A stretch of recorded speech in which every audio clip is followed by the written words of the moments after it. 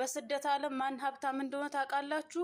ኢትዮጵያ ልጅ ወልደው አረብ ሀገር ተሰደው የሚያሳድጉ ሴቶች፣ ጀግና ሴቶች፣ እንዲሁም ደግሞ ከአረብ ሀገር ወልደው ኢትዮጵያ ልከው ልጆቻቸውን የሚያሳድጉ ጀግና ሴቶች እንዲሁም ወንዶች።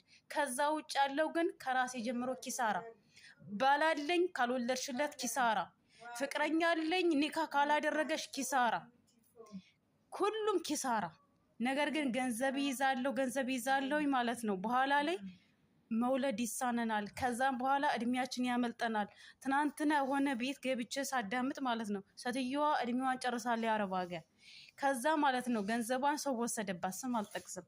ከዛ መልስልኝ አለችው፣ ልታከምበት አለችው። ልጅ የለኝም፣ ምንም የለኝም፣ ቤተሰብም የለኝም፣ አጎት ብቻ ነው ያለኝ አለችው። ወላሂ በጣም ያዘንኩት እኔ ብዙ ትምህርት የተማርኩበት ነገር ቢኖር ትናንትና ነው በሀቢባ ቤት።